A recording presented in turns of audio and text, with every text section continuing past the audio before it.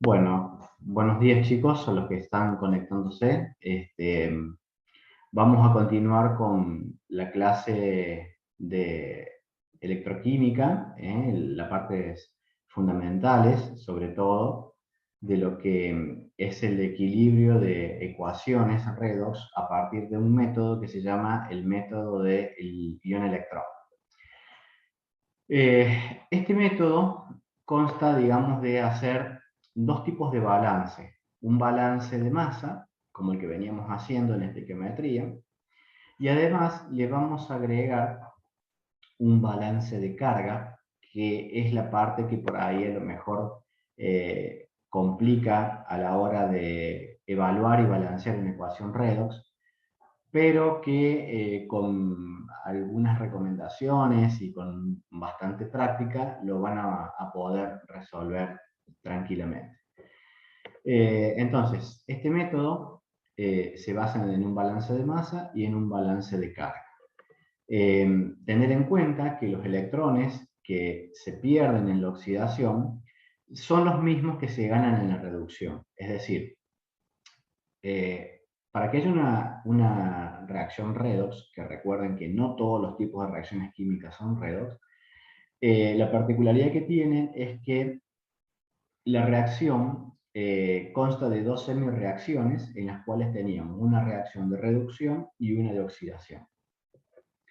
En esas dos semireacciones, en una se pierden electrones y en la otra se ganan, y la cantidad de electrones que se pierden los gana la otra especie para, digamos, poder compensar ese balance de carga. Entonces, los pasos que hay que tener en cuenta para resolver una reacción redox son básicamente tres, que después se van a ir desprendiendo como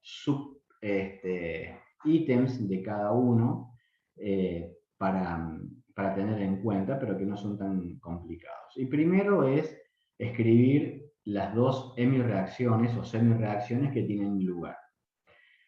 Esto parece bastante sencillo, pero cuando tenemos una reacción en la cual involucra varias especies, tenemos que primero identificar cuáles de las especies se oxida y cuál es la que se reduce. Generalmente en una reacción redox como la que vamos a ver nosotros, tenemos siempre una especie que se oxida y una que se reduce. Eh, Puede haber reacciones redox un poco más complejas en las que haya algunas variaciones, pero no es el tema de estudio de la materia nuestra. Entonces vamos a hacerlas sencillas en ese sentido, digamos. Hay que balancear, hacer el balance de masa, tanto de reactivos como productos, de las dos semireacciones, y hay que igualar el número de electrones en ambas semireacciones. Esto de que lo que pierde una de las reacciones lo gana la otra especie, justamente es lo que se llama el balance de carga. ¿Está bien? Y esto después se simplifican al final de la reacción porque, digamos, el número de moles de electrones generados y consumidos va a ser el mismo. Entonces, podemos tener una ecuación sencilla como esta, ya vamos a ver un ejemplo un poquito más complejo, como para que lo podamos entender mejor, y en la parte práctica hoy también van a resolver algunos ejercicios que van a ayudarles, creo, a aclarar un poco estos temas. Nosotros acá tenemos una reacción en la que tenemos, el experimento sería tener en un recipiente, en un vaso de precipitado, una solución de nitrato de plata, y sumergimos una chapa o un alambre de zinc, y después de un determinado tiempo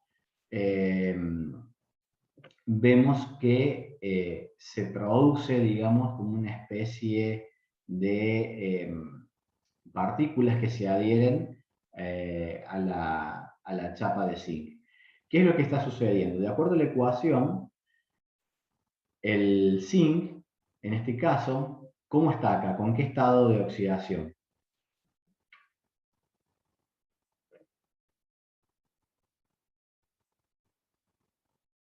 ¿Qué creen ustedes? Dos. Acá, ¿no? Del lado de los reactivos, del lado izquierdo de la ecuación. No, ninguno. No, no. No Ah, tiene. Ninguno. O sea, cero. Está como zinc metálico. Y acá, ¿cómo está el zinc? Y ahí sí está como +2. Acá está sí está oxidación como más 2, 2. ¿no es cierto? Porque el nitrato es -1, como tengo dos aniones nitrato, este -2 compensa este +2 que tiene el zinc acá. Con lo cual, el zinc cambió su estado de oxidación, pasó de 0 a +2. ¿Qué pasó ahí? ¿Ganó o perdió electrones?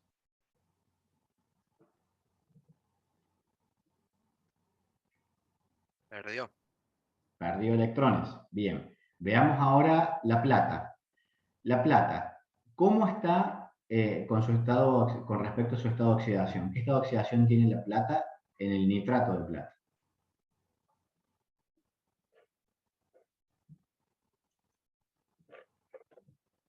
Me parece tendría +1. +1. Bien. Sí. Ya voy, Facundo, con tu consulta, ¿no? Sí, es +1. +1. Bien. ¿Y acá cómo está la plata? Está +0. Entonces, ¿qué pasó? ¿Ganó o perdió electrones? Ese ganó un electrón. Ganó. Entonces, el primer análisis que tenemos que hacer es qué especie gana y qué especie pierde electrones en la reacción. Y el nitrato,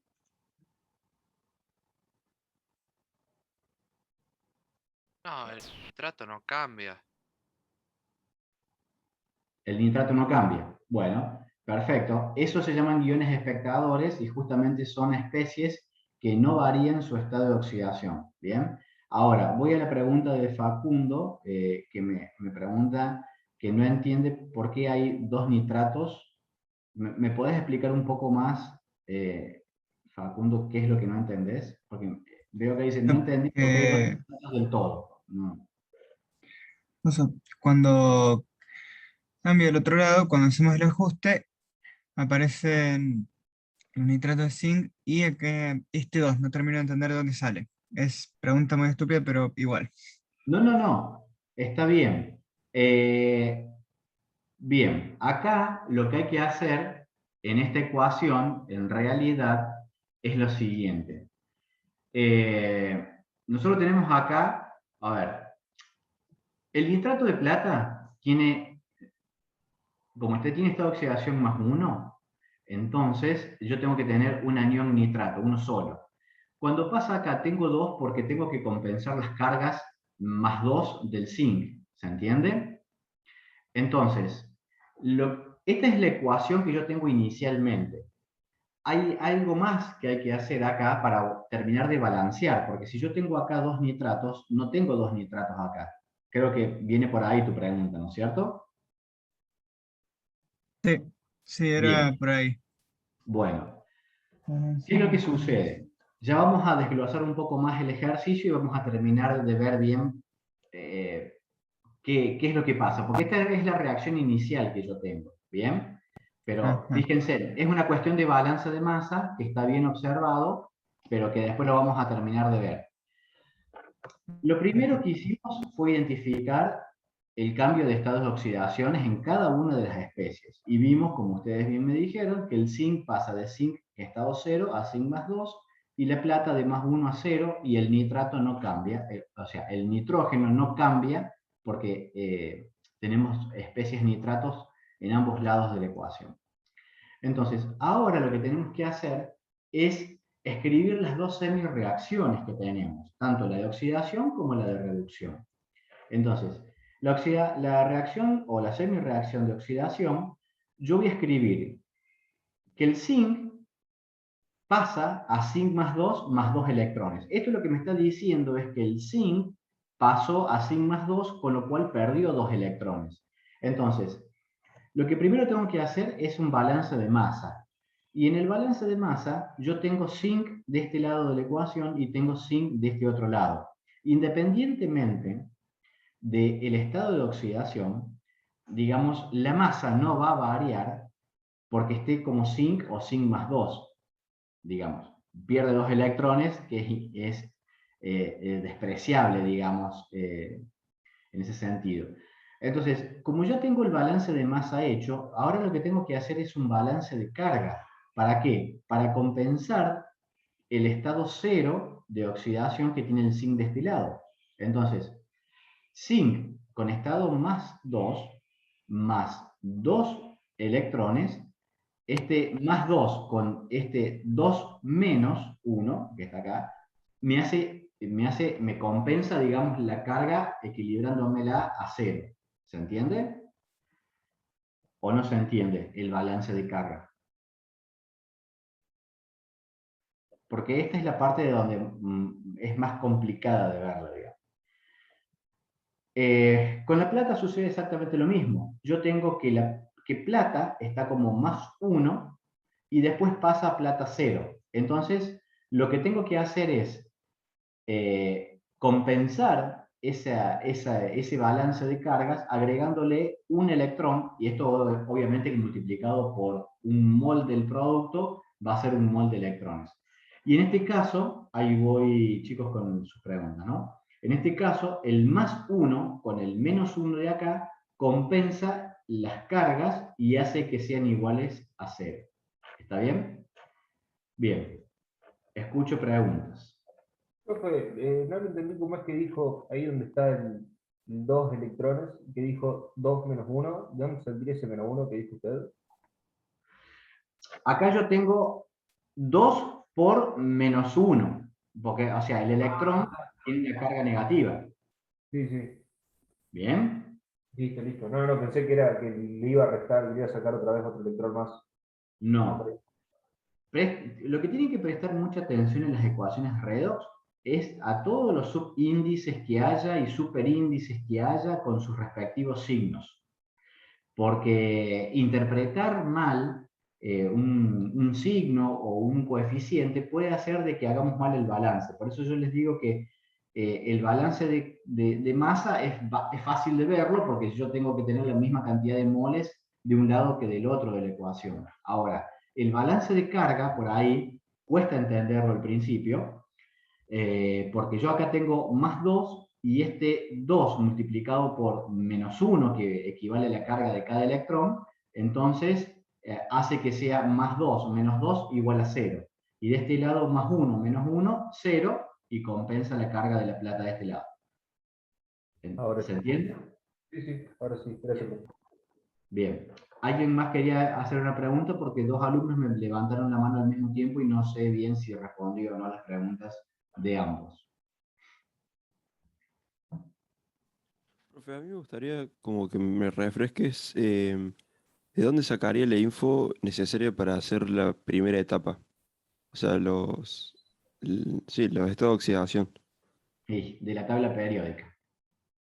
Y cuando tienen varios, Y bueno, a ver, acá lo que tenés que hacer es un balance por tanteo, que se llama. El zinc, estamos todos de acuerdo que tiene estado cero porque no tengo ni un más ni un menos acá, con lo cual me está diciendo de que el zinc es metálico y está en estado cero, que es el elemento puro, digamos, que tenemos en la tabla periódica.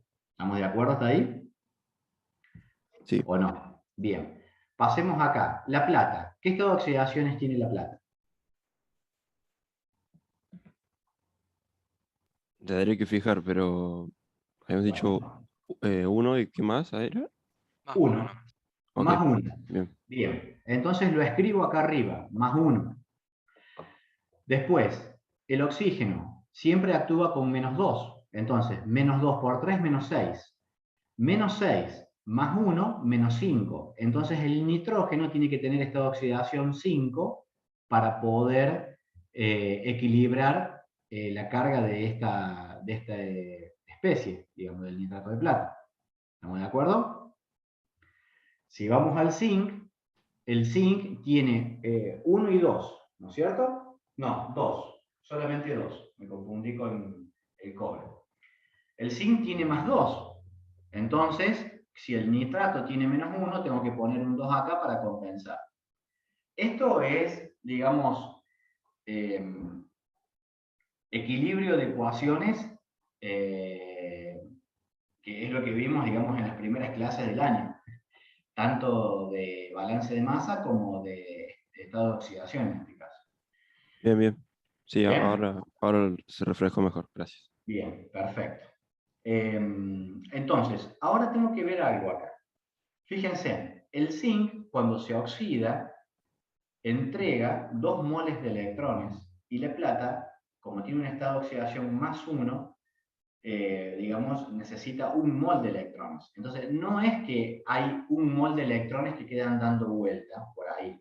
Ahora es la parte de donde viene el ajuste de la ecuación, que es un poco la pregunta que recién me preguntaba Facundo, creo. Entonces, lo que tengo que hacer ahora es ajustar el número de electrones para que las dos semireacciones tengan la misma cantidad, es decir, los moles de electrones que pierde la reacción de oxidación tiene que ser igual a los moles que gana la semireacción de reducción. Entonces, lo que tengo que hacer acá es hacer una multiplicación cruzada por el número de moles de electrones. Es decir, multiplico el número de moles de electrones de la reducción en la oxidación y viceversa. O sea, multiplico por 2 acá y por 1 acá. Entonces, en ese caso, lo que sucede es que ahora sí se equilibran los moles. Porque ahora yo tengo que por cada mol de zinc que se oxida, se reducen 2 moles de plata. ¿Se entiende? ¿O no se entiende? Oye, Bien.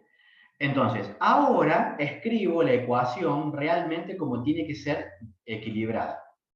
Entonces ahora digo que el zinc más 2 moles de nitrato de plata me van a dar nitrato de zinc más 2 moles de plata. ¿Bien? Eso inicialmente fue una duda de ustedes porque no entendían por qué yo tenía 2 nitratos acá y yo tenía un nitrato acá. Bueno, cuando hago el balance global de la ecuación y simplifico el número de moles de electrones, después tengo que reordenar un poco mi ecuación y decir, el zinc, que inicialmente aparecía, lo tengo acá. Ahora, la plata, que antes figuraba como nitrato de plata y no tenía este 2 acá, ahora digo, no, en realidad yo por cada mol de zinc que se oxida, se van a utilizar 2 moles de nitrato de plata para que la plata se reduzca. Bien, por lo tanto se va a formar 1 mol de nitrato de zinc más 2 moles de plata.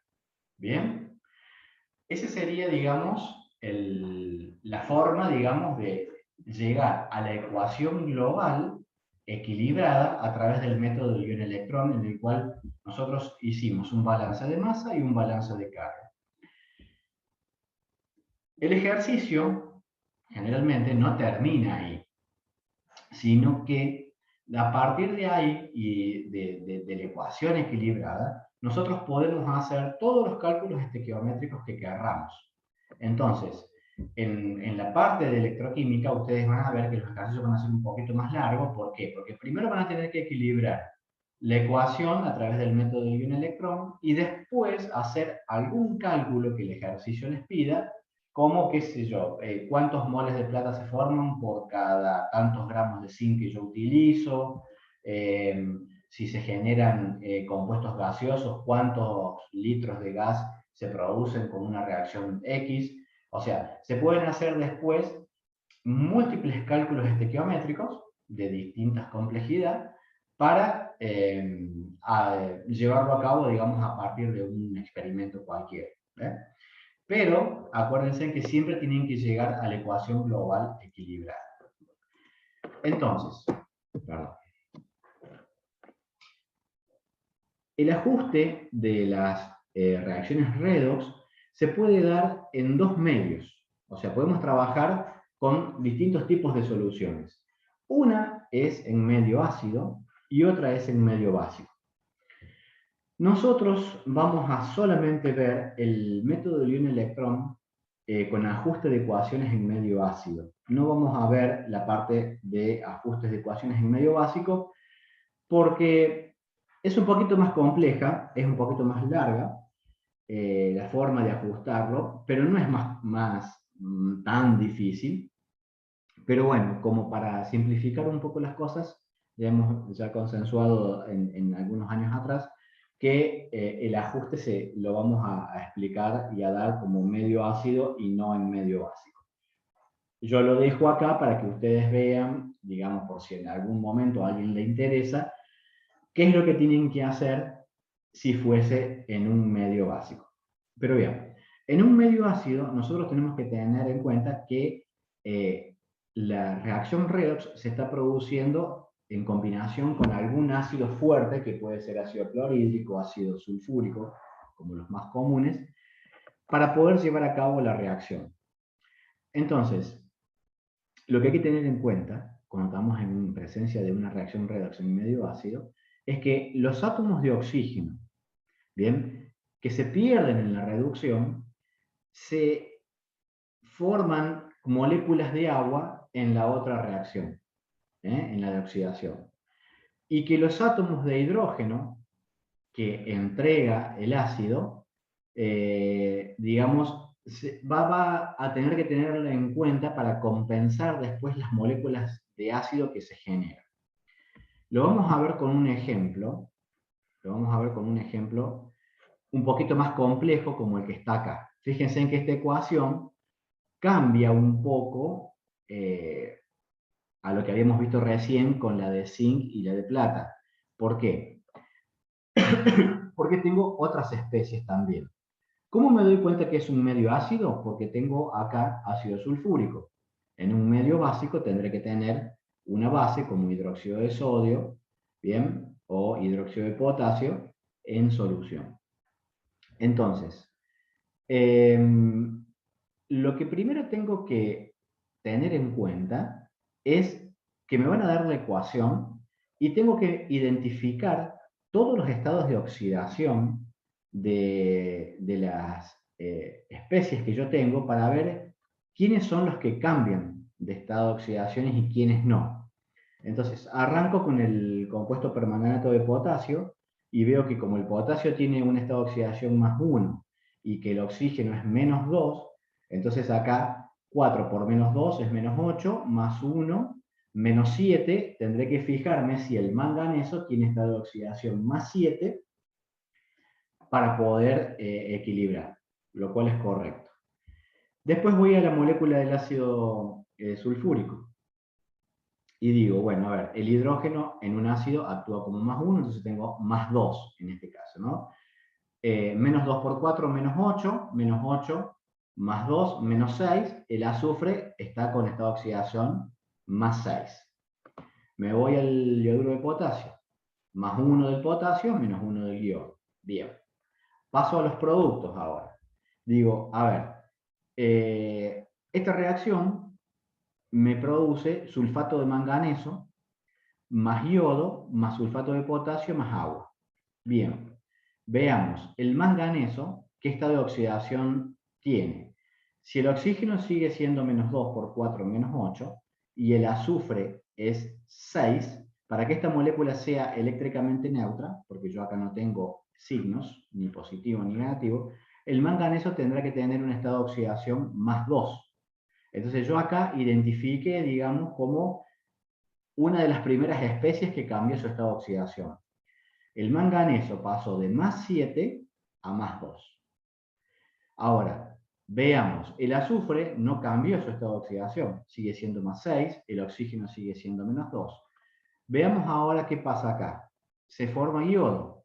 El yodo que se forma, como no tiene carga, quiere decir que está en estado de oxidación 0. Por lo tanto, el yodo del yoduro de potasio, que está como -1, pasa a 0. Acá tengo, digamos, la otra especie que cambió su estado de oxidación. Bien, vayamos al sulfato de potasio. El anión sulfato es -2, el potasio es +1, por este 2 hace +2, 0, entonces el potasio no cambió su estado de oxidación, el azufre tampoco, y por ende tampoco el oxígeno. Vamos al agua. El agua tiene +1, por 2, +2, -2, 0. Entonces, las especies que cambiaron su estado de oxidación, yo ahora las identifico y digo, voy a trabajar con el manganeso, ¿bien? Y voy a trabajar con el yodo. ¿De qué manera? Ahora es importante entender cómo disociar estos compuestos, estas sales, para poder trabajar de una manera adecuada. Entonces, lo siguiente que hago, y acá voy a salir un poco de la pantalla y voy a venirme acá. A ver si me deja, copiar. Denme un minuto, ¿no? Que quiero ver si puedo copiar una reacción.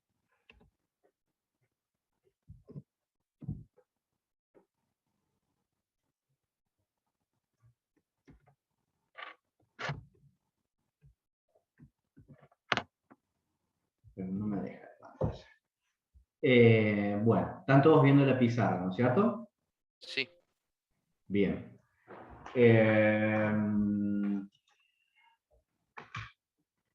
Bien. A ver. Vamos a tratar de ser prolijos. Yo tengo, entonces, tenía la especie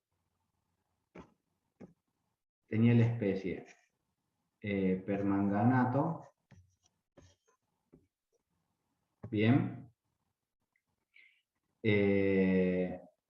Y este permanganato, después, como yo identifiqué, pasaba a sulfato de manganeso, ¿no es cierto?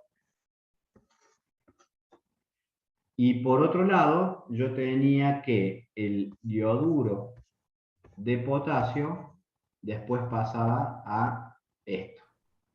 Entonces, lo que tengo que hacer es trabajar con las especies disociadas. Entonces, lo que voy a trabajar es,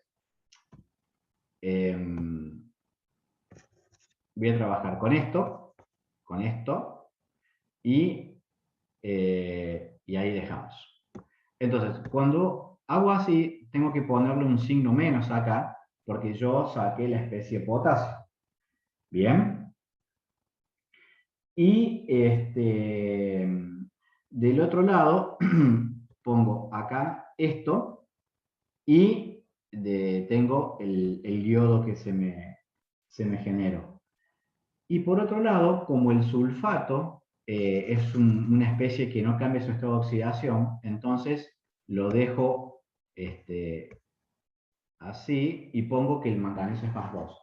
¿Por qué? Porque lo que estoy trabajando es con los estados de oxidación tanto del manganeso como del yodo, que son los que cambiaron su estado de oxidación. El resto de los elementos no cambia su estado de oxidación, por lo tanto, entonces no los voy a incluir dentro del análisis del método del ion-electrón. ¿Se entiende por qué yo utilizo solamente estas especies? ¿O no? Porque son las Bien. únicas que nos importan. Son las únicas que nos importan, porque son las únicas que cambian su estado de oxidación. Entonces, no voy a poner acá ni potasios ni sulfatos, porque como no cambian el estado de oxidación, lo que voy a hacer es, si los dejo, puedo llegar a cometer errores a la hora de equilibrar la ecuación y me quedarían ecuaciones bastante complejas, que después todas esas especies, tanto potasio como sulfato, las voy a incluir dentro de el balance de carga, como hicimos con los nitratos, recuerdan, en la ecuación anterior. Entonces, ahora, lo que voy a hacer es... Profe, en esa, ahí el manganeso no cambia su estado de oxidación, digamos, ¿Cómo que no? de ambos lados, pero en esta parte que acabas de hacer. Está como más 7 el manganeso. Ujú, claro, pero Sería. no cuenta el menos que pusiste ahí a la derecha. Este El menos, sulfato, Ujú. ese menos, lo que me está diciendo es que tengo una carga negativa. Ahora, esa carga negativa, ¿de dónde surge? De acá, porque Del si yo potasio que digo falta. menos 2 por 4 es igual a menos 8. ¿Bien? Ujú. Este menos que está acá me está diciendo que tiene una carga neta, la molécula de permanganato, perdón, menos 1. Por lo tanto, el estado de oxidación del manganeso tiene que ser 7. Bien. Para que menos 8 más 7 sea menos 1. ¿Está bien? Sí. Bien. Ahora, analizando el yodo, yo acá tengo menos 1 y acá yo tengo 0. ¿Se ve? Sí. Entonces, lo que tengo que primero identificar es quién se oxida y quién se reduce. ¿Quién se oxida?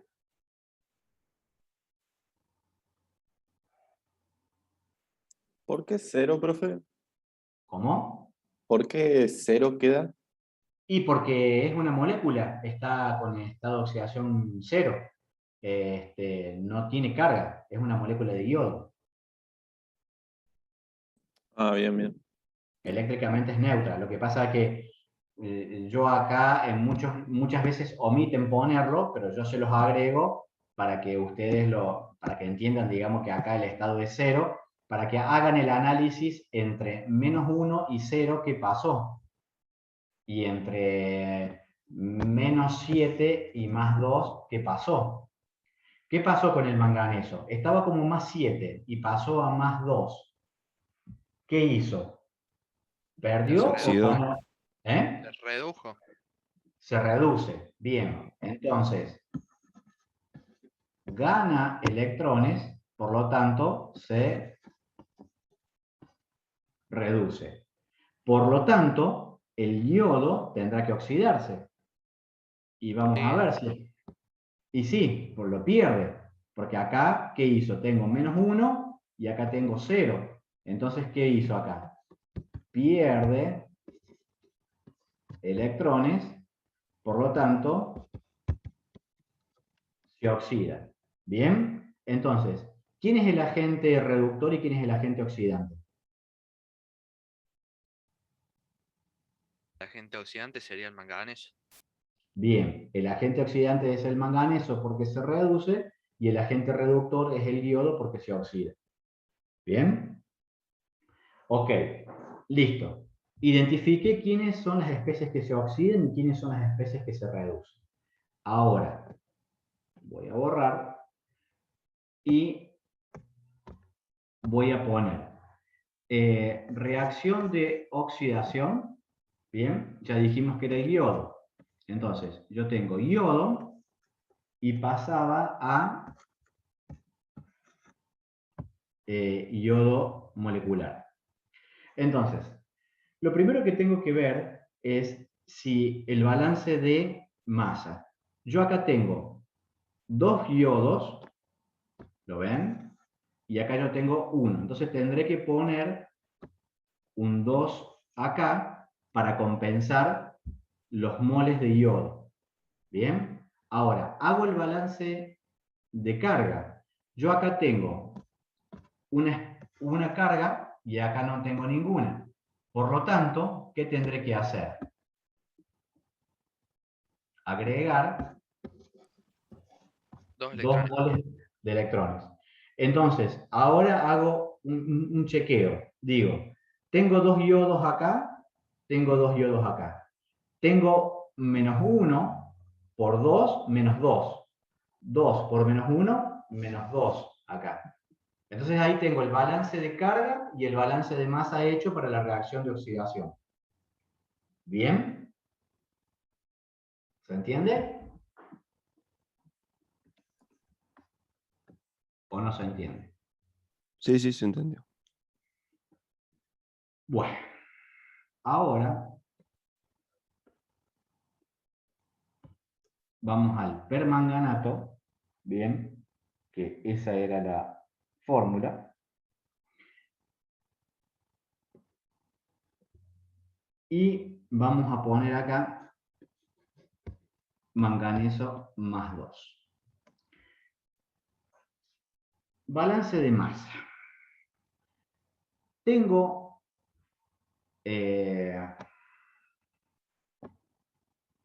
un manganeso acá y tengo un manganeso acá. ¿Bien? Todos lo ven. Independientemente de la carga que tenga, yo tengo manganeso en ambos lados de la ecuación.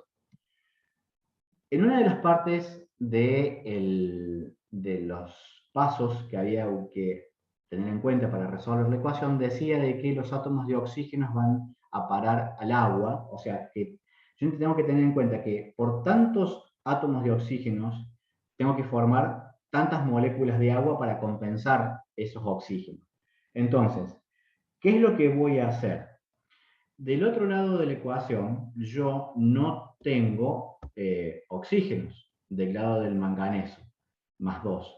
Por lo tanto, si yo acá tengo 4 oxígenos, tendré que poner entonces 4 moléculas de agua para completar los oxígenos en ambos lados de la ecuación. Ahora, esto ahora me balancea los oxígenos, tengo balanceados los manganesos, pero no tengo balanceado ahora los hidrógenos. Entonces, para poder balancear el hidrógeno, como estoy en medio ácido, yo digo 4 moléculas de agua y tengo 2 hidrógenos, entonces 4 por 2, 8. 8 protones, que es, digamos, la cantidad de protones que yo voy a tener para compensar en ambos lados de la ecuación. Entonces, ahora lo que tengo que hacer es corroborar mi balance de masa. ¿Tengo manganesos en la misma cantidad en ambos lados de la ecuación? Sí. ¿Tengo la misma cantidad de oxígenos? Sí. ¿Tengo la misma cantidad de hidrógenos? Sí. Bien, ahora que hice el balance de masa, hago el balance de carga y digo, si me tiene que quedar una carga global más 2, del otro lado de la ecuación me va a tener que tener una carga global de electrones que me dé más 2. Entonces, este menos 1 que está acá, ¿está bien? Es una carga negativa. Y yo acá tengo 8 cargas positivas. Entonces, ¿qué es lo que voy a tener que hacer? ¿Cuántas cargas negativas voy a tener que agregar para que me quede más 2?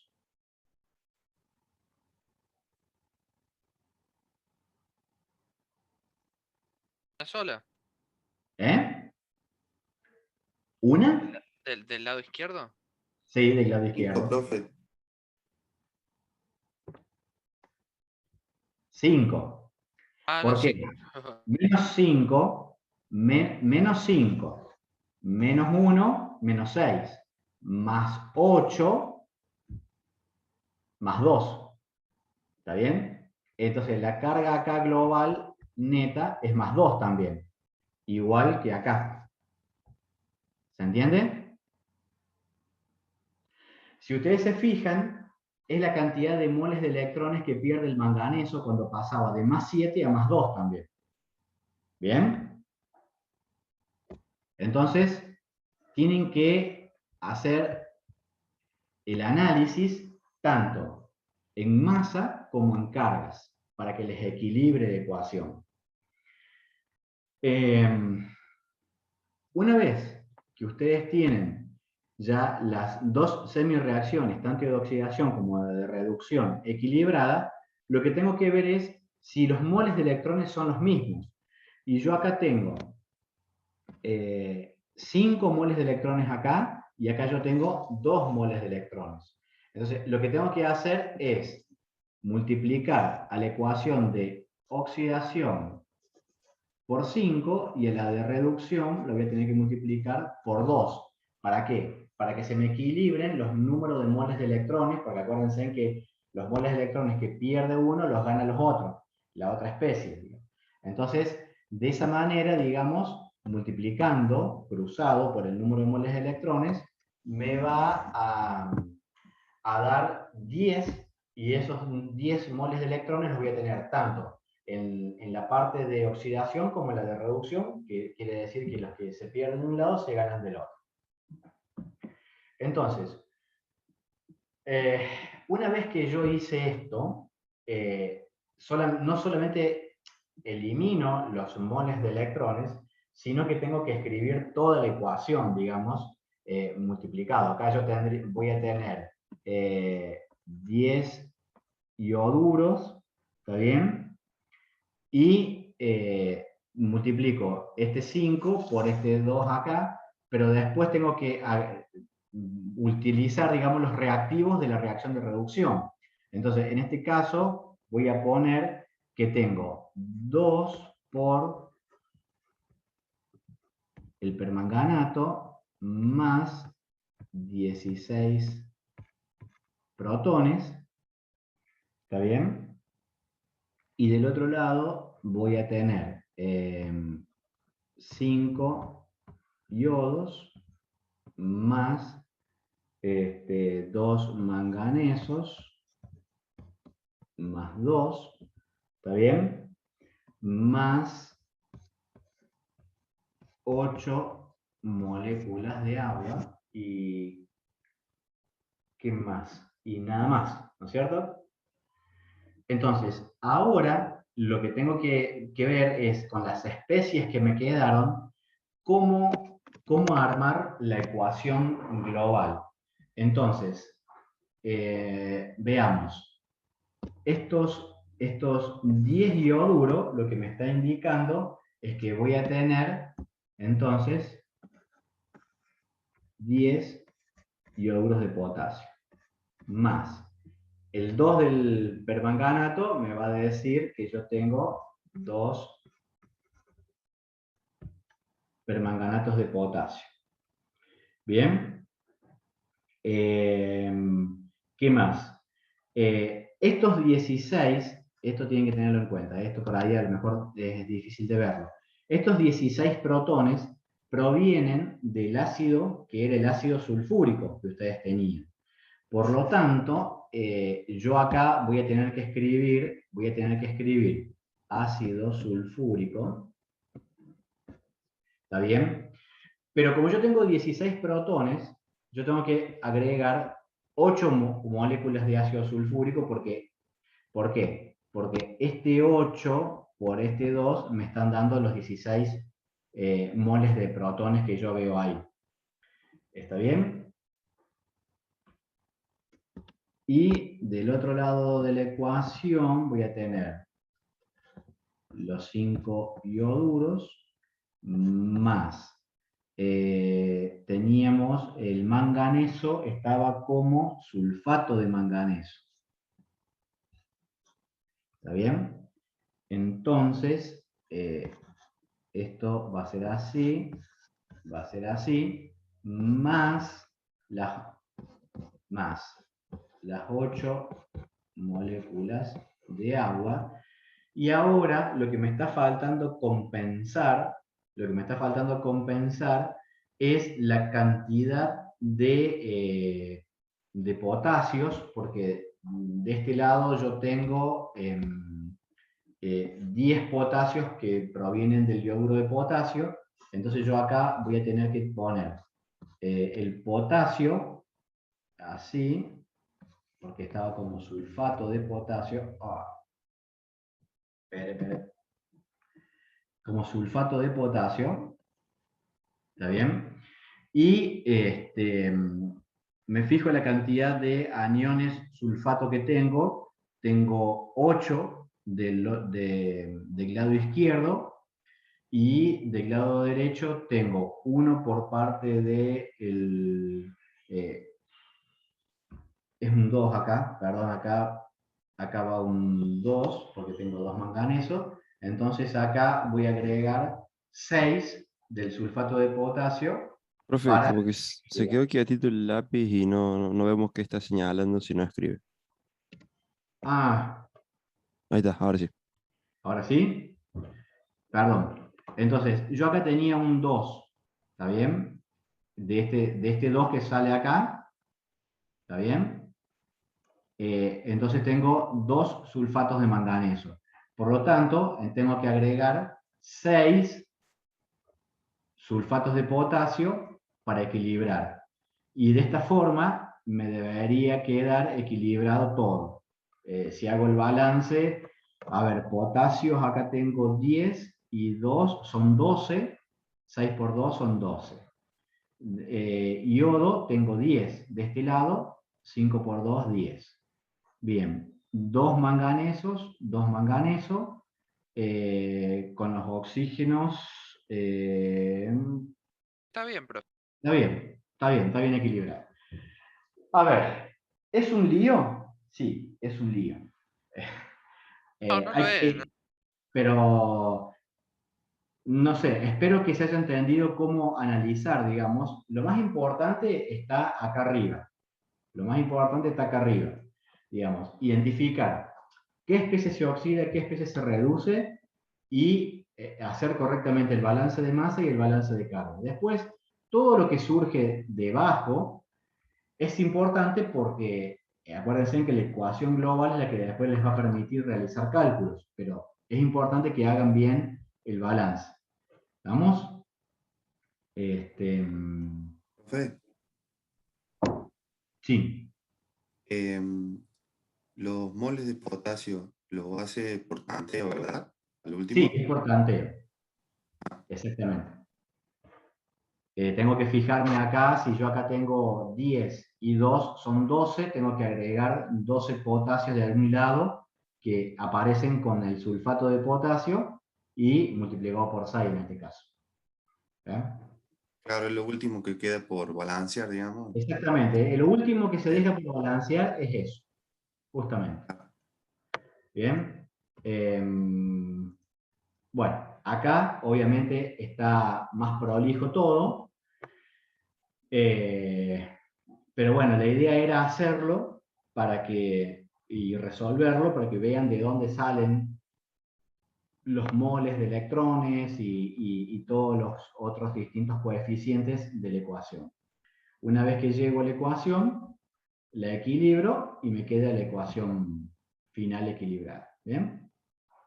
Ese sería un poco cómo balancear a partir del método ion-electrón en medio ácido. Y bueno, después de eso, por ejemplo, pueden aparecer ejercicios, digamos, un poco más complementarios, en donde, por ejemplo, acá dice, cuando se hace reaccionar el permanato de potasio con ácido clorhídrico, o sea, estamos en medio ácido, claramente, porque está con ácido clorhídrico, se obtienen, entre otros productos, cloruro de manganeso y cloro molecular. Entonces, lo que hay que hacer es, primero, de acuerdo con los datos que me da, escribir las ecuaciones, ¿bien? Balancearlas, y una vez que yo las balanceo, acá me está pidiendo que indique agente oxidante, agente reductor, y que calcule el volumen de cloro en condiciones normales de presión y temperatura que se obtiene si reaccionaran 100 gramos de permanato de potasio con ácido clorhídrico en exceso. Entonces, a ver, este ejercicio es un ejercicio de estequiometría, pero antes de realizar los cálculos estequiométricos necesito realizar el método ion-electrón. Entonces, identifico, de acuerdo a las especies que me da, quiénes se oxidan, quiénes se reducen, y luego, cuando determino agente oxidante y agente reductor, hago la ecuación global y con la ecuación global después calculo, digamos, el volumen de cloro que se generarían a partir de 100 gramos de permanato de potasio. ¿Está bien? Entonces, esa sería un poco la forma después de resolver ejercicios combinados entre estequiometría y balances de redox en la guía o en algún parcial. ¿Está bien? Bueno, y acá hay otro ejercicio más que también ya están resueltos, pero que también para que vean cómo se puede interpretar y analizar una ecuación redox y a partir de ella poder realizar los cálculos. No me voy a poner a resolver cada uno de los ejercicios porque después en la parte práctica lo van a hacer, pero por ahí lo que quería era que se entendiese bien el método ion-electrón. No sé si tienen alguna duda de cómo equilibrar la ecuación o alguna otra duda que hayamos visto hasta ahora.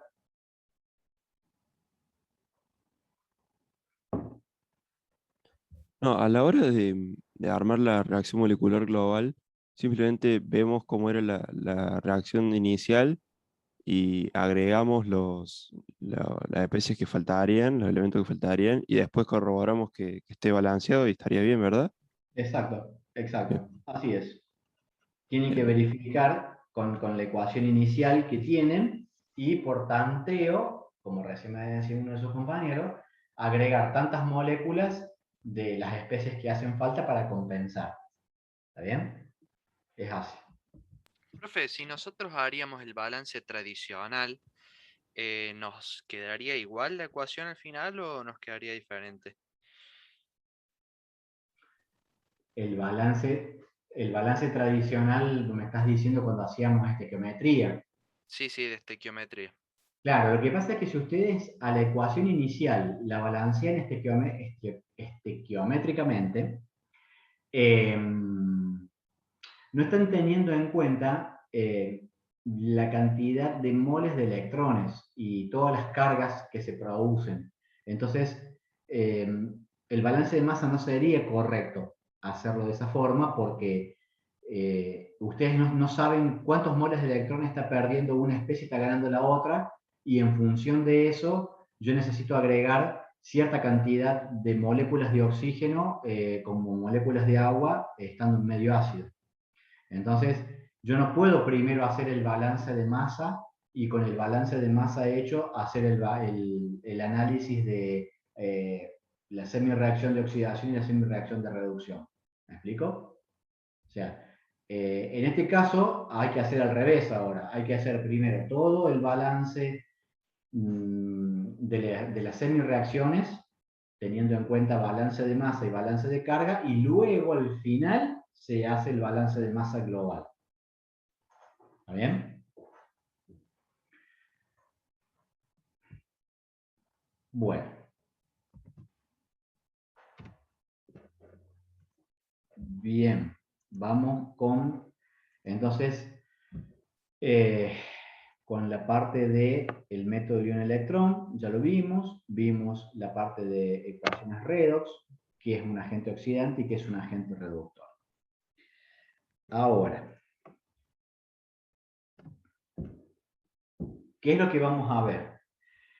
Lo que vimos hasta recién es, digamos, una parte introductoria para poder entender un poco lo que viene ahora, que es todo lo que son pilas y celdas electroquímicas. Entonces,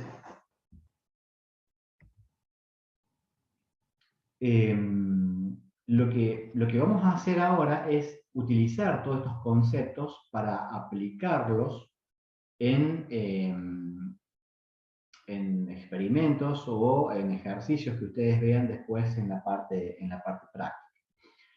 La electroquímica se utiliza mucho y se aplica mucho a diario. Nosotros lo podemos ver con el uso de energía. O sea, básicamente la electroquímica es aprovechar la energía eléctrica a partir de una reacción química.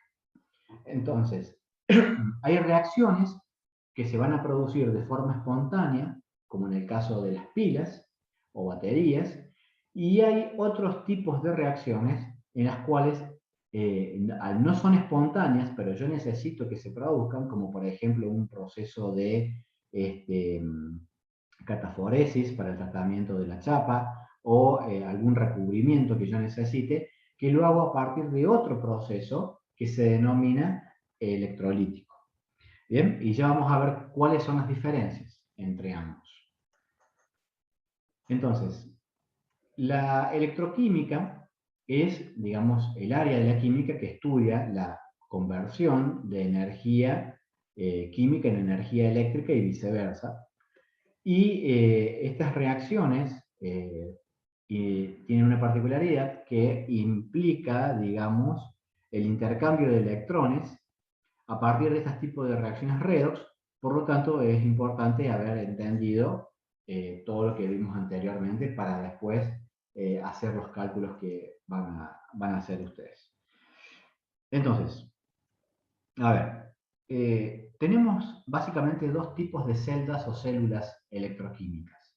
Bien, estas celdas o células electroquímicas son dispositivos experimentales en los cuales yo realizo mis procesos electroquímicos. Entonces, podemos tener una celda galvánica o voltaica, que en este caso es un dispositivo que genera una reacción redox espontánea y a partir de esa reacción redox se produce una determinada diferencia de potencial. Y con esa diferencia de potencial yo lo puedo utilizar para llevar a cabo algún tipo de trabajo, que es lo que finalmente quiero hacer yo. Digamos, eso puede ser encender un dispositivo, que puede ser un celular, puede ser una notebook, o cualquier otra cosa que yo pueda hacer. Obviamente, las reacciones químicas me producen un potencial, pero comparativamente a otro tipo de fuentes es bastante bajo, pero se pueden utilizar de una manera adecuada, poder potenciar un poco más la generación de esta energía eléctrica. Y por otro lado tengo una celda electrolítica, que en este caso sucede todo lo contrario. Es decir, como tengo una reacción que no es espontánea, que no es espontánea tal cual está escrita, lo que yo quiero hacer en realidad es depositar un metal o un material sobre otro, y para ello lo que tengo que hacer es consumir una determinada cantidad de energía para que esa reacción se produzca. Entonces, como veíamos en termodinámica antes, teníamos reacciones que eran espontáneas y que si estaban escritas de una manera que eran espontáneas, se generaba el producto. Y si yo quería hacer la reacción inversa, en realidad no es que no se podía hacer, sino que yo necesitaba consumir o utilizar una determinada cantidad de energía para poder llevar a cabo esa reacción, ese proceso. Bueno, en una celda electrolítica sucede justamente eso. Yo necesito consumir una determinada cantidad de energía, que se puede calcular, para saber en cuánto tiempo se va a depositar un metal sobre otro y poder llevar a cabo mi proceso de tratamiento. Entonces, primero, la celda galvánica, ¿cómo está constituida? ¿Cómo está compuesta? Primero que las celdas, para que puedan, digamos, generar una diferencia de potencial, los electrodos tienen que estar separados en recipientes diferenciados, porque si yo coloco los dos en el mismo, digamos, este flujo de electrones que se genera a partir de la oxidación y que se ganan en la reducción, no los voy a poder aprovechar. Los voy a poder aprovechar si los independizo en recipientes separados. Entonces, en un recipiente tendré una solución con un electrodo, que yo lo voy a llamar ánodo, que va a ser del mismo material que los elementos constituyentes de la solución. Es decir, yo tengo un electrodo de zinc en una solución de sulfato de zinc. Del otro lado tengo un vaso de precipitado con una solución de sulfato de cobre con un electrodo o una chapa de cobre. Ambos electrodos los conecto, ¿está bien?, a partir de un elemento conductor, y puedo utilizar un dispositivo como un multímetro para poder medir esa diferencia de potencial que se va a generar en esa celda. Y el circuito, ya les explico qué hace ese gatito ahí. Y el circuito se cierra, está bien, con un puente salino, que es un tubo de vidrio hueco, es una U, en la cual yo tengo un material, un electrolito fuerte, como el cloruro de potasio. Este tubo tiene una solución de cloruro de potasio saturado, digamos, inmerso en un gel, para que no pierda mi solución, y se le colocan unos tapones porosos para que permita el intercambio de cargas. Entonces, ¿qué función cumple el puente salino? Primero, va a haber uno de los dos recipientes en los cuales se va a producir una reacción de oxidación y en otros una reacción de reducción. Entonces, en el ánodo siempre se produce la oxidación y en el cátodo siempre se produce la reducción. Ahora, ¿qué hace este gato de color rojo al lado de este cartelito? Y bueno, es un poco una regla mnemotécnica que dice que la reducción se produce en el cátodo. Entonces, en inglés, red cat es gato rojo, entonces es como para que lo asimilen y tengan bien presente de que la reducción siempre se produce en el cátodo. ¿Bien? Es a los fines, digamos, de ser más fácil la comprensión del tema. No es que estamos generando nada raro con una reacción de óxido de reducción que aparezca de este color. Entonces, en el ánodo, como se produce la oxidación, el zinc se empieza a degradar porque el zinc metálico empieza a pasar a zinc más 2. Entonces la solución de sulfato de zinc empieza a tener, digamos, como una sobresaturación de especies positivas zinc más 2. Entonces, el cloruro de potasio del puente salino, en este caso los aniones cloruros, van a migrar hacia la solución de sulfato de zinc para compensar esas cargas positivas. Del otro lado, del otro recipiente, en el cátodo, como el cobre va a empezar a reducirse, quiere decir que el cobre, que está como más 2, va a ser cobre 0. Es decir, se empieza a adherir cobre en la chapa de cobre. Entonces, lo que tengo es un defecto de cargas positivas y el potasio lo que va a terminar haciendo es compensando ese déficit de cargas positivas para compensar con los aniones sulfatos.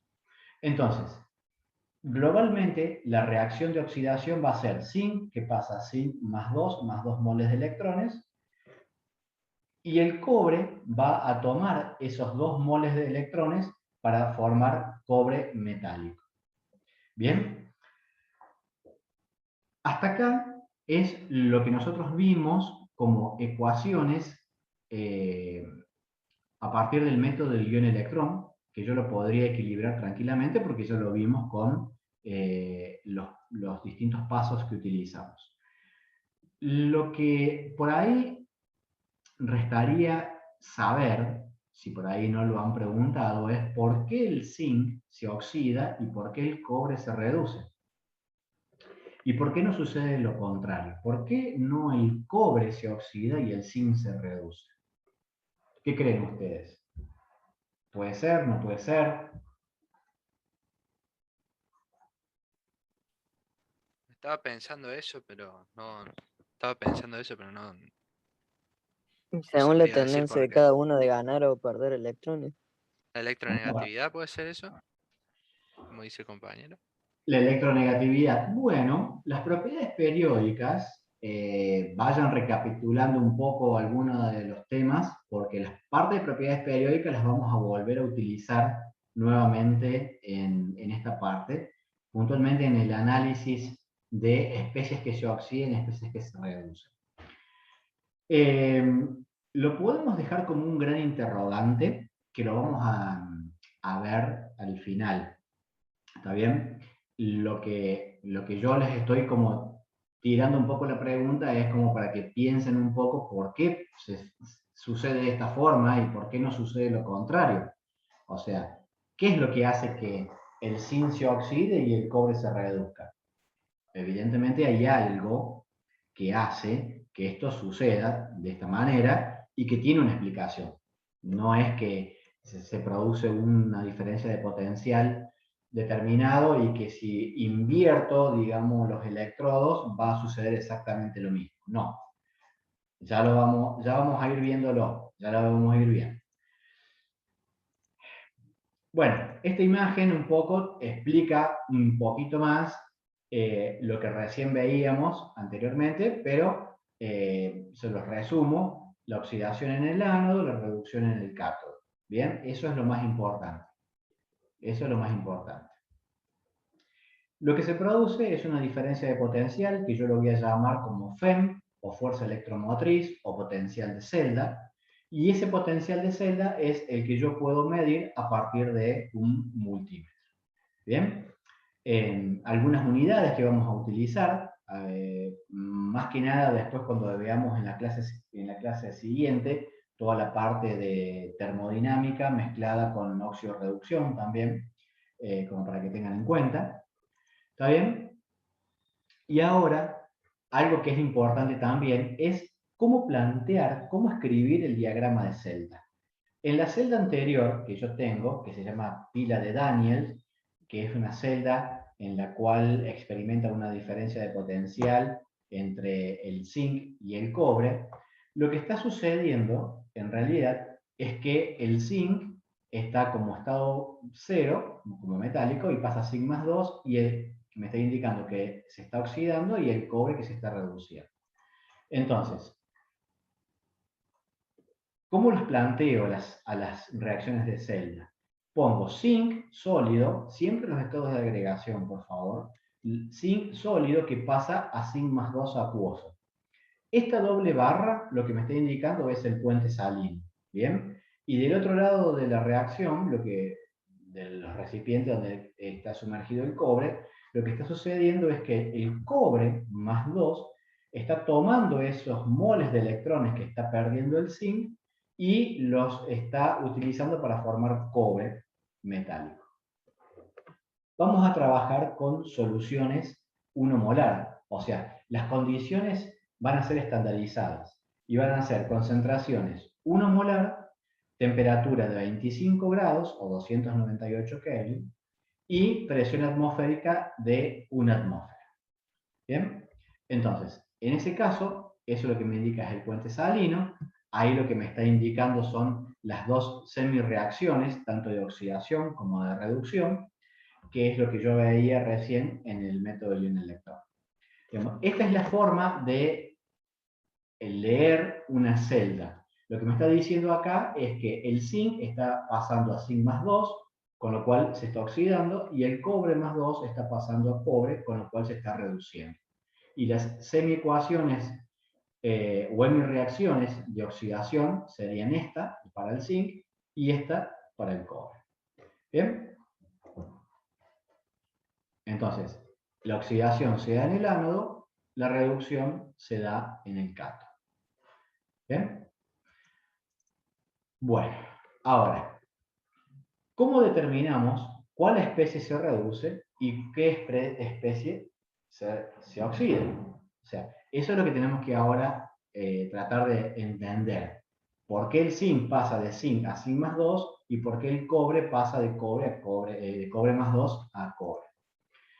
Esto se hace a partir de tablas de potenciales estándares de reducción. Ustedes tienen en la guía una serie de tablas y al final van a ver que dice, creo que dice tabla 5, por la guía que yo tengo todavía, que dice potenciales estándares de reducción a 25 grados. ¿Bien? Y tienen ahí toda una serie de reacciones. Y si ustedes se fijan, cada reacción en el lado derecho tienen un determinado potencial. Esto es un poco lo que tienen ustedes ahí. Digamos, esta es una tabla resumen. Pero tienen todas las reacciones, que son reacciones de reducción, y el potencial asociado a cada una de esas reacciones. ¿Bien? Entonces, así como nosotros trabajábamos en la parte de pH con instrumentos de medición que medíamos la concentración de una solución, si era ácida o básica, lo usábamos como pHímetro. En la parte de redox vamos a utilizar tablas de potenciales estándares de reducción. No vamos a utilizar tablas de oxidación, porque por convención se consensuó, digamos, que se trabajen con las potenciales estándares de reducción. Entonces, analizando un poco las tablas, si no la tienen a mano, fíjense en un poco los dos extremos de esta tabla. Fíjense en acá, ¿se ve bien la reacción de reducción del flúor? ¿O no? ¿Qué potencial tiene? Lo estoy buscando. Ah, es la primera de todas, 2,87. Bien, pues le estoy diciendo los dos extremos.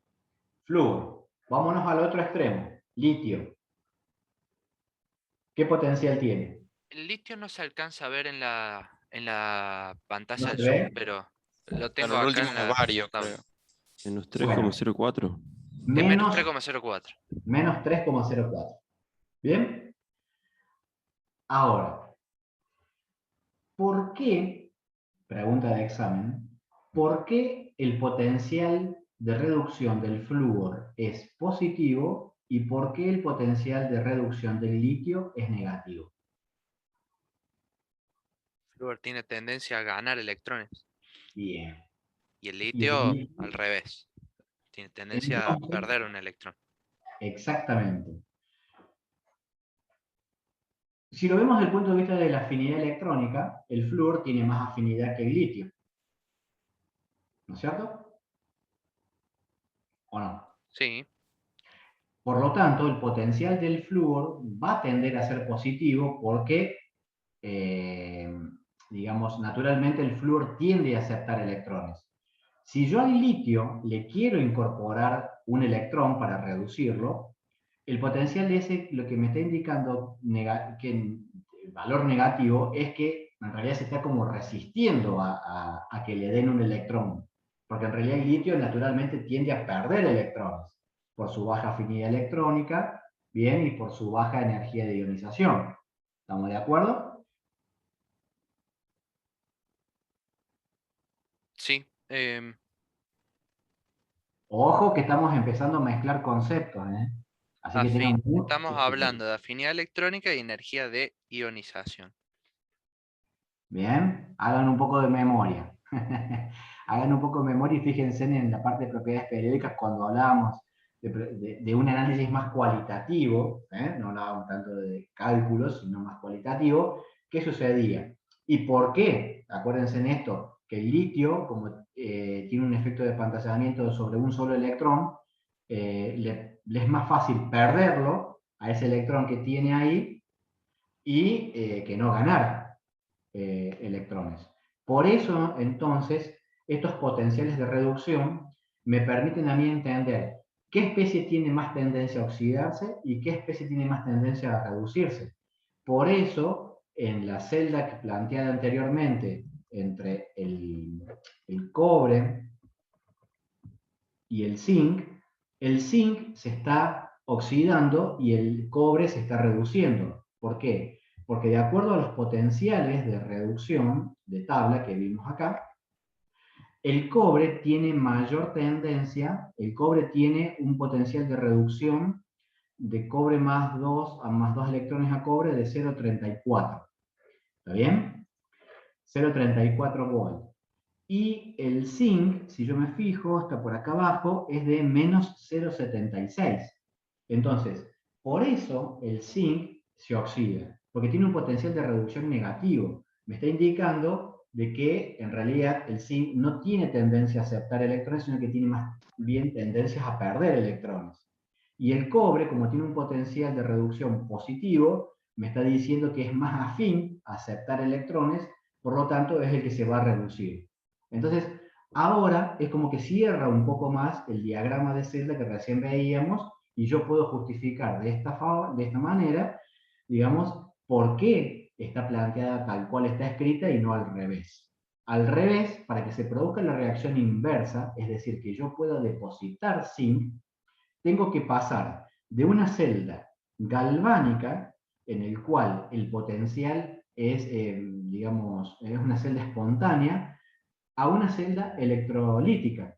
Necesito una determinada diferencia de potencial para poder depositar zinc. ¿Se entiende un poco el concepto de los tipos de celdas y los potenciales? Bien, profe. ¿Sí? Bueno, entonces, ahora lo que vamos a hacer es justamente entender un poco la parte de potenciales estándares de reducción.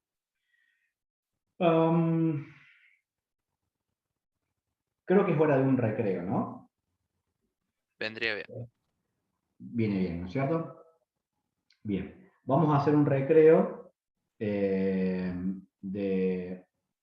unos 10 minutitos a las y 35, más o menos, nos volvemos a conectar y terminamos de ver lo que falta de esta unidad. ¿Les parece?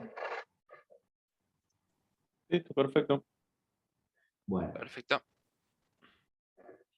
Bueno, entonces vamos a continuar. Ahora lo que vamos a ver un poco es de dónde surgen los valores de la tabla de potenciales de reducción que ustedes tienen. Nosotros, para poder medir el potencial estándar de reducción y todos los valores que ustedes tienen en esa tabla, estos valores surgen de reacciones que se llevan a cabo en condiciones normales, es decir, de concentraciones de soluciones, todas 1 molar, a la presión de 1 atmósfera y a la temperatura de 298 Kelvin. Entonces, nosotros no podemos medir el potencial de una semi-reacción sola, porque acuérdense que en una reacción redox yo lo que tengo es siempre una reacción de oxidación y una reacción de reducción que se dan en conjunto. Yo no puedo tener solamente una reacción de reducción o solamente una reacción de oxidación.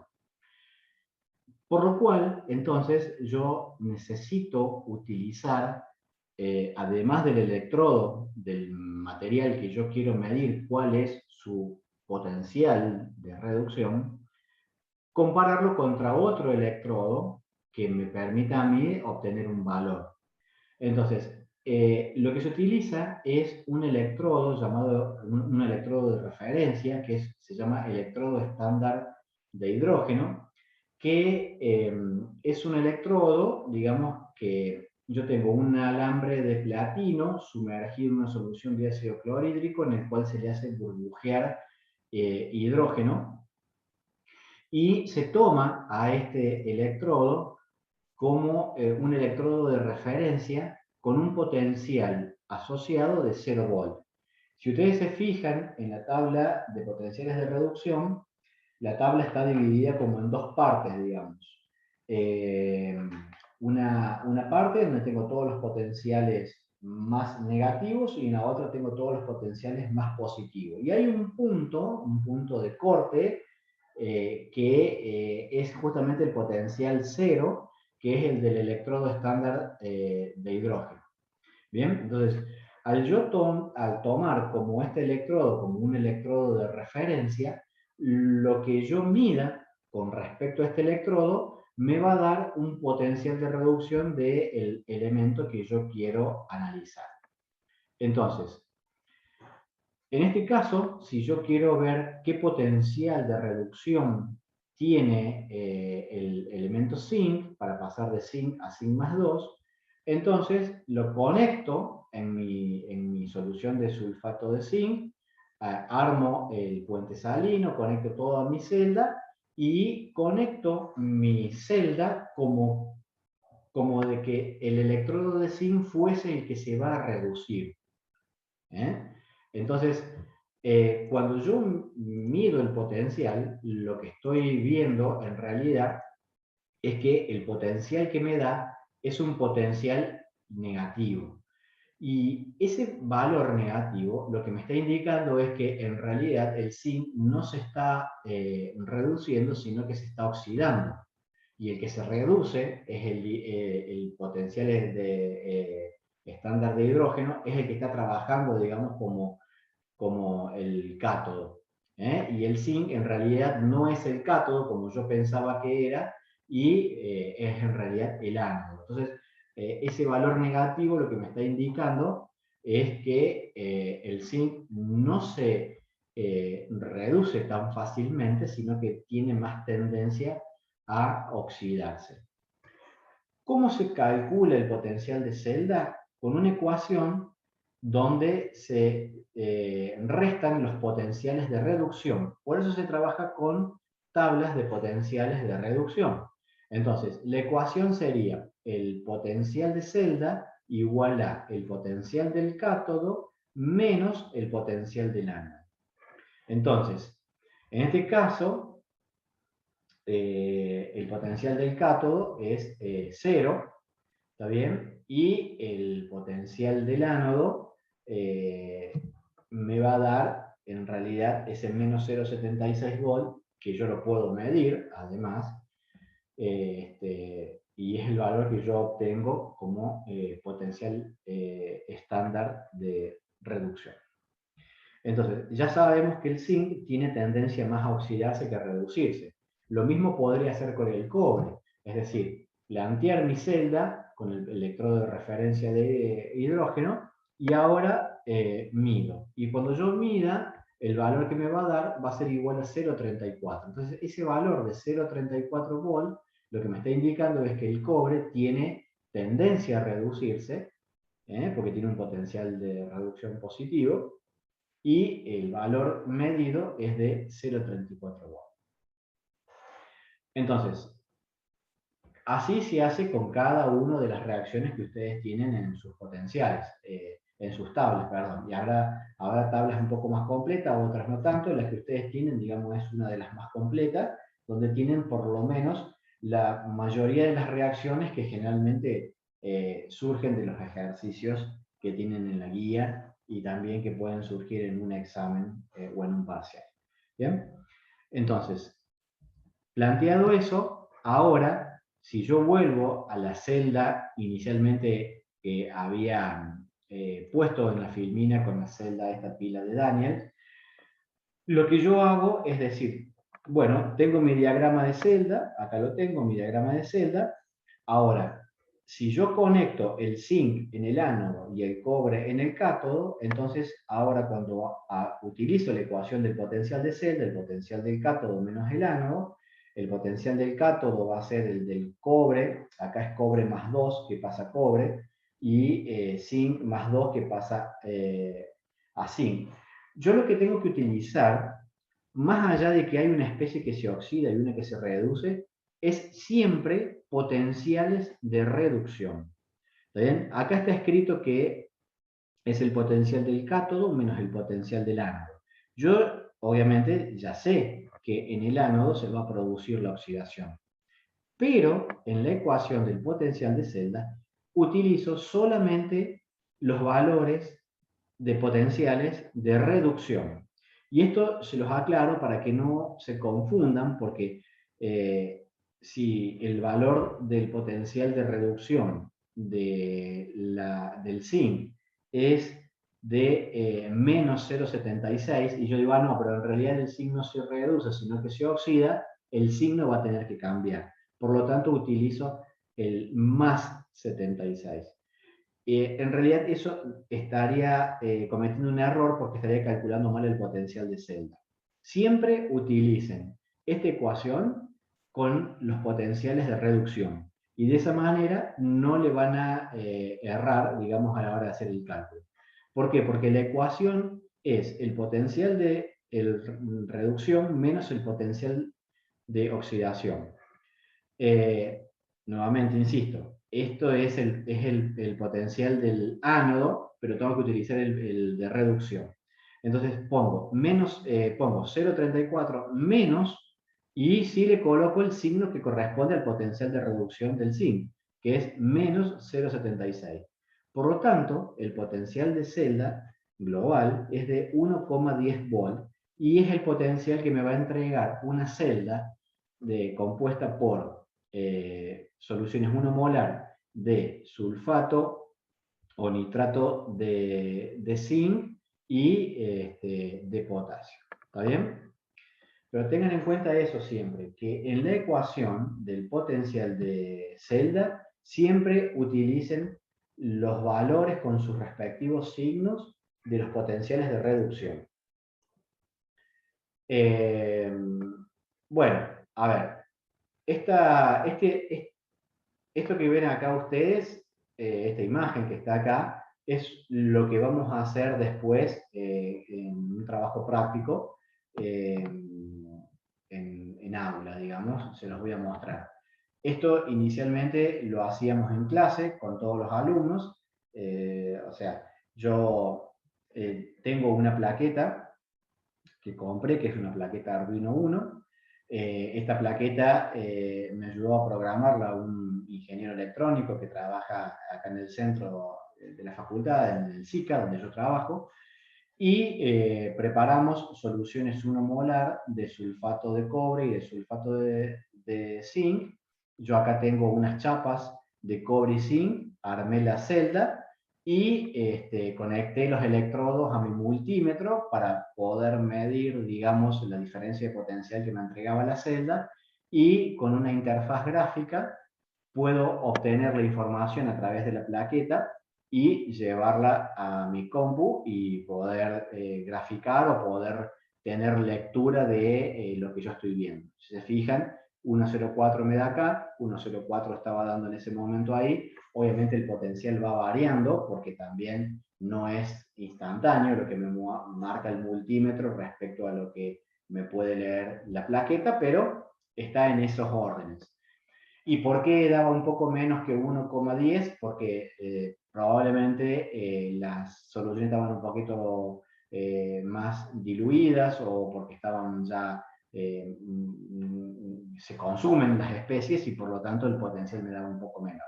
Pero bueno, esto es lo que vamos a intentar ver en la clase que armemos después del experimento con las celdas. Se lo adelanto un poco como para poder ver. Entonces, si yo tengo acá, por ejemplo, una celda compuesta por un recipiente que tiene una solución que es sulfato de cobre, y sumerjo un alambre de magnesio, y yo quiero saber quién se va a oxidar y quién se va a reducir, lo que tengo que hacer es buscar los potenciales de celda y ver el potencial de celda de reducción del cobre es de 0,34 y el del magnesio es de menos 2,37. Entonces, para que mi celda pueda funcionar como una celda galvánica y me pueda entregar un potencial, lo voy a tener que armar de tal manera que en el cátodo sea el cobre y el ánodo sea el magnesio. Entonces, si yo ahora hago 0,34 volts, que es el potencial de reducción del cobre, menos 2,37 volts, que es el potencial de reducción del magnesio, me va a dar 2,71 volts, que es, digamos, el potencial de celda que me va a proveer esa reacción. Es una reacción espontánea, favorable a los productos, porque el potencial es positivo, con lo cual se va a llevar a cabo. ¿Bien? Bueno, algunas particularidades de los potenciales de celdas. Los potenciales más positivos son indicativos de una mayor fuerza impulsora de la reacción tal cual está escrita, un poco lo que veíamos recién. Mientras más positivo es el potencial, mayor tendencia a reducirse esa especie. Por convenio se utilizan potenciales estándares de reducción, no de oxidación, bien, frente a un electrodo estándar de hidrógeno como el que veíamos recién. Los electrodos con potenciales positivos, actúan como reacciones de reducción frente al electrodo estándar de hidrógeno, y los valores negativos actúan, digamos, como ánodo frente al electrodo estándar de hidrógeno. ¿Bien? Después, teniendo en cuenta ya los valores de los potenciales de celda, el valor que ustedes van a ver siempre en las tablas van a ser potenciales de reducción. Acuérdense en eso. Si quieren hacer el potencial de oxidación, tienen que invertir la ecuación. Y cuando invierten la ecuación, el signo se invierte. ¿Está bien? Las semireacciones son reversibles. ¿Está bien? Y algo importante. La variación de los coeficientes estequiométricos no altera el valor del potencial. Es decir, que el potencial de reducción es una propiedad intensiva, es decir, que es independiente de la masa.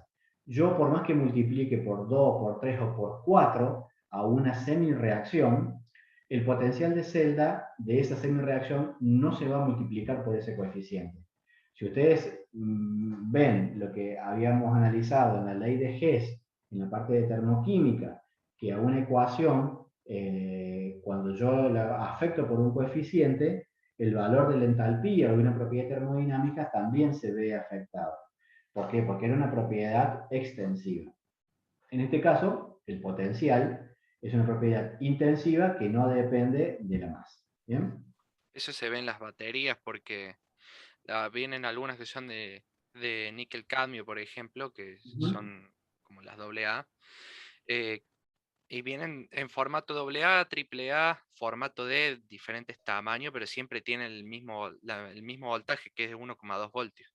Claro, exactamente. Y va a cambiar, digamos, el potencial si yo a esas pilas, vieron que en los control remotos hay que conectarlas como en serie o en paralelo y depende de lo que yo quiera obtener.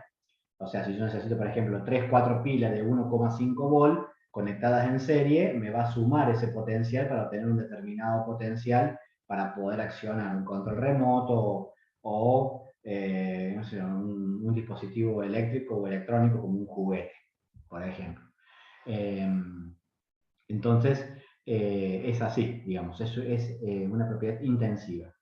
Bueno, y acá este gráfico un poco resume lo que veníamos viendo recién, hacia dónde aumenta el carácter o el agente oxidante y hacia dónde aumenta el agente reductor. O sea, es un poco jugar con las tablas que veíamos viendo y con todo lo que veíamos de propiedades periódicas para entender y comprender un poco más cuando hablamos de un agente oxidante fuerte o cuando hablamos de un agente reductor fuerte, qué características o qué particularidades tiene.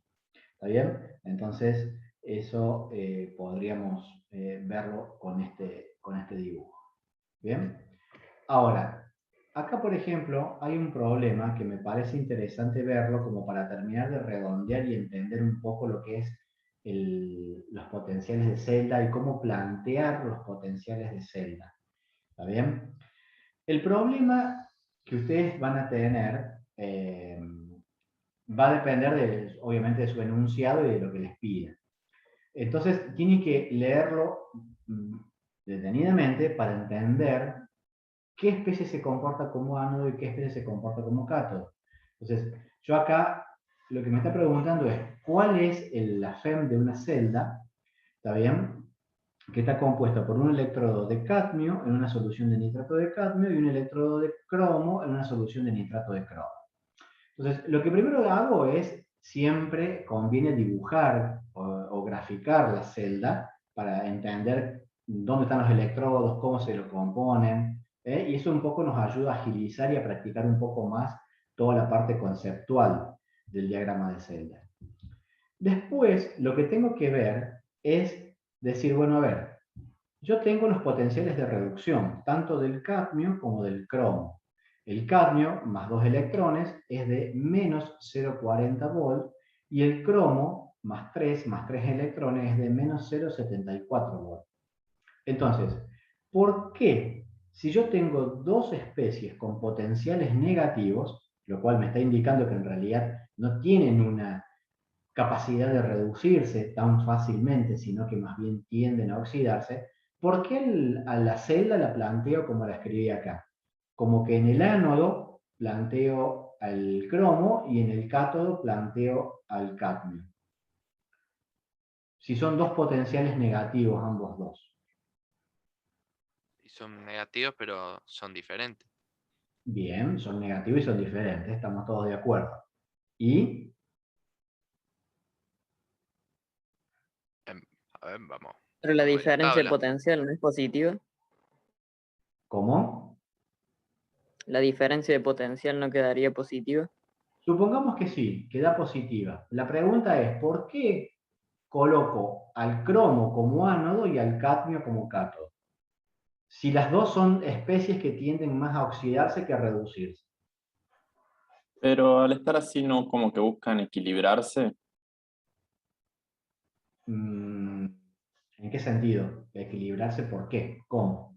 La que es menos negativa, que sería el cadmio, va a buscar ganar electrones. Bien, entonces, por ahí va un poco la cosa. Digamos, si bien yo tengo dos especies que son negativas, tengo que analizar la más positiva de la más negativa. ¿Se entiende?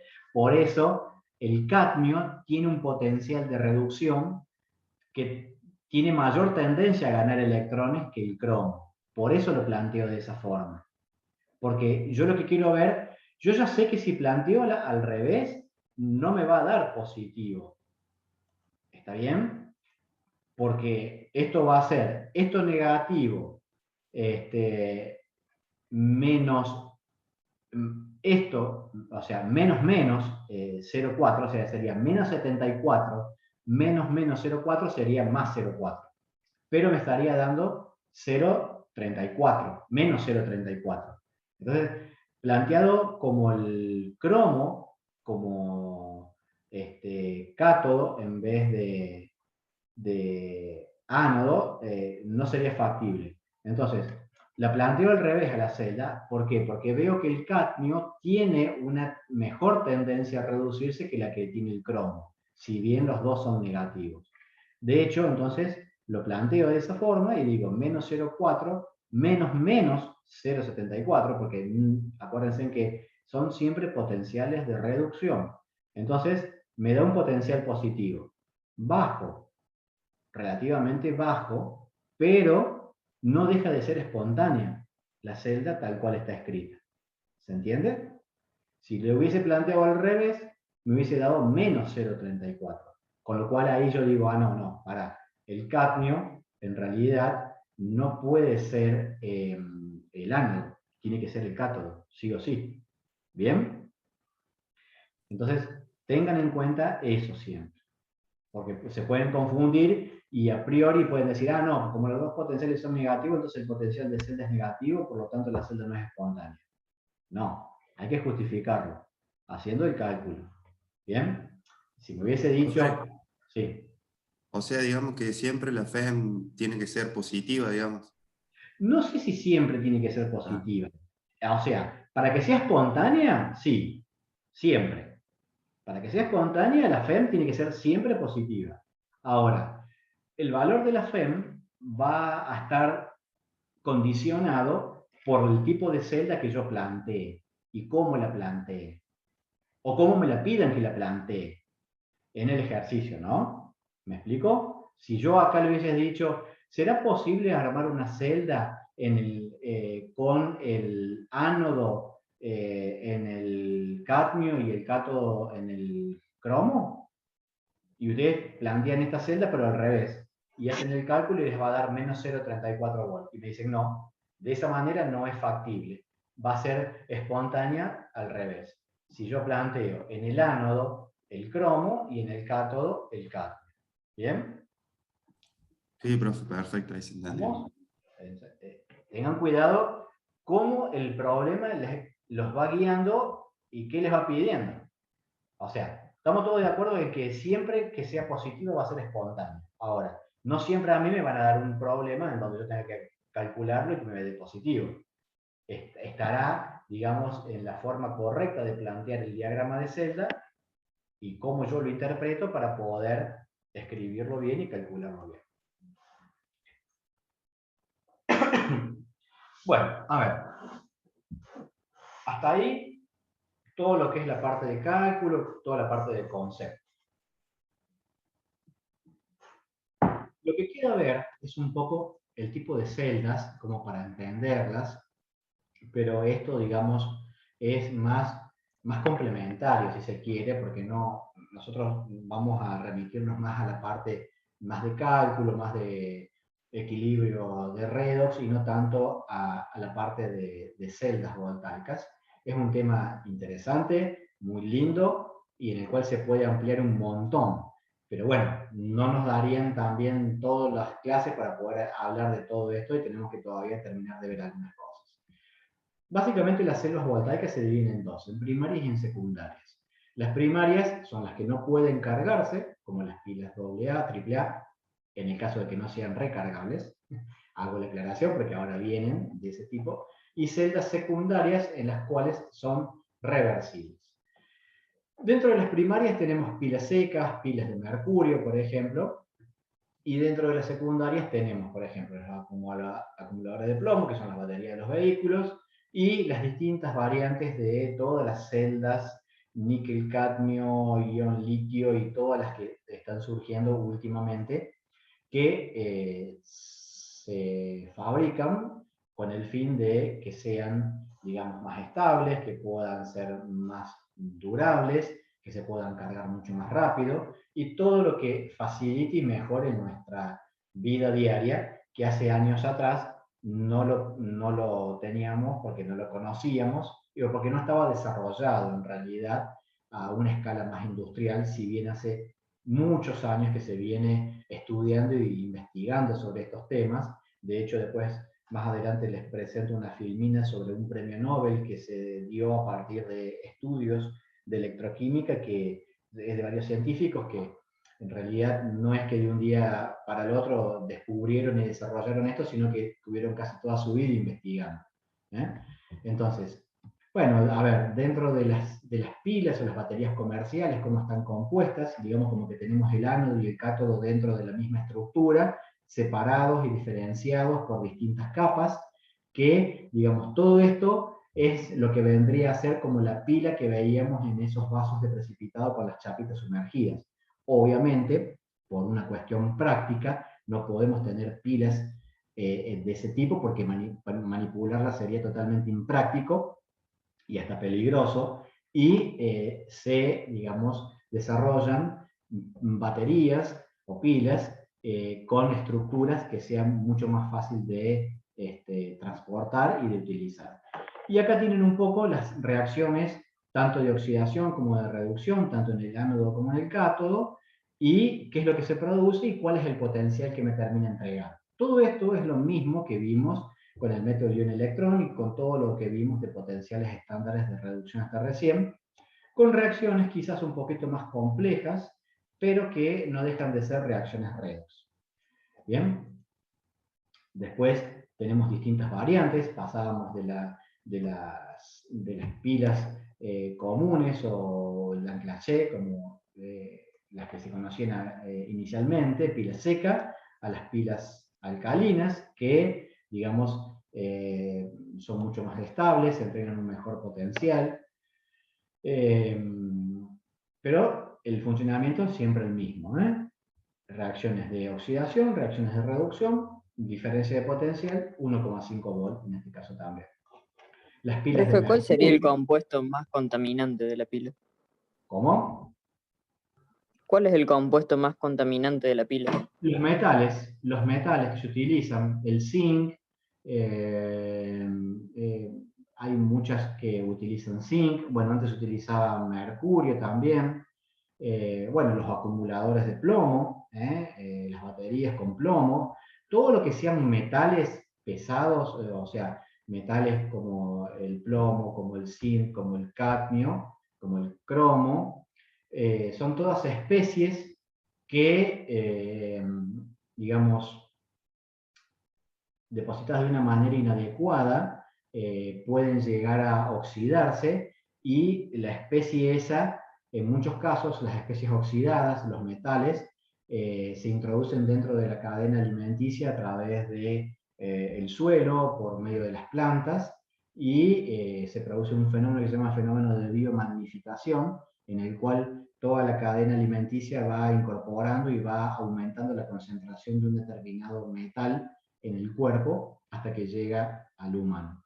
Entonces, digamos, todos los elementos contaminantes, como los metales, son siempre los más peligrosos, porque si pasan de un estado de oxidación a otro, se pueden solubilizar e incorporar dentro del organismo, y eso es lo que nos termina dañando, digamos. ¿Bien? La pila de mercurio es una pila altamente contaminante, o sea, una pila de esta que es pequeña, muy pequeña, puede contaminar hasta 600.000 litros de agua, porque el mercurio es muy contaminante. Entonces, de a poco se están utilizando, digamos, otros tipos de elementos, otros tipos de materiales, y el desarrollo de la nanotecnología y de la ingeniería de materiales ayuda a utilizar elementos que sean más eficientes y menos contaminantes. Es un poco el espíritu, digamos, de lo que las personas que están trabajando en estos tipos de desarrollos. ¿Bien? El acumulador de plomo, por ejemplo, son distintas placas que se conectan en serie, y eso hace de que yo tenga una batería de 6 volt, de 12 volt o de 24 volt. También Acá lo que yo tengo es plomo y tengo ácidos como ácido sulfúrico, que es un electrolito fuerte, para poder llevar a cabo esta reacción redox. Entonces, bueno, cada celda me produce un potencial de 2 volts, que si yo a esos los voy sumando en distintos compartimentos, me entrega, digamos, el potencial que yo necesito para el vehículo o para lo que yo necesite utilizar. ¿Se puede producir energía a partir de las bacterias? Sí, este es un texto que está sacado del libro Chang, ¿está bien? En donde es un texto bastante interesante en el cual las bacterias pueden producir reacciones óxido-reducción y generar pequeños potenciales, y no solo eso, sino que también se utiliza para la degradación de contaminantes como por ejemplo uranio en sitios contaminados. Entonces, digamos, obviamente las bacterias, por más que tenga millones y millones de bacterias, no me va a permitir un potencial tan alto, pero a veces tenemos que ver a las reacciones redox, no tanto como la energía que a mí me puede entregar para poder realizar un trabajo, sino también que a partir de una reacción redox yo puedo producir degradación de contaminantes que es beneficioso también. No lo tengo que ver siempre como el potencial, sino también como la reacción química en sí que se produce. ¿Bien? El Premio Nobel de Química en el año 2019 fue para estos científicos que lo que hicieron es trabajar justamente en el desarrollo de baterías recargables, que es lo que hoy se utiliza. Pero estos científicos vienen hace años trabajando y han dedicado su vida a mejorar y a entender cómo funcionan las reacciones redox para poder fabricar baterías recargables. Ojalá veamos más autos eléctricos en un futuro no muy lejano y que provenga de fuentes no renovables, por supuesto, porque si no estamos siempre en la misma. Bueno, eso es un poco lo de la clase de hoy. Así que espero que les haya servido, sido útil. Y bueno, la clase que viene vamos a terminar de ver la parte de termodinámica, para mezclar un poco más también reacciones redox con termodinámica, con termoquímica, y ya estaríamos casi terminando con el cronograma. Así que, bueno, hasta acá es la clase de hoy, chicos.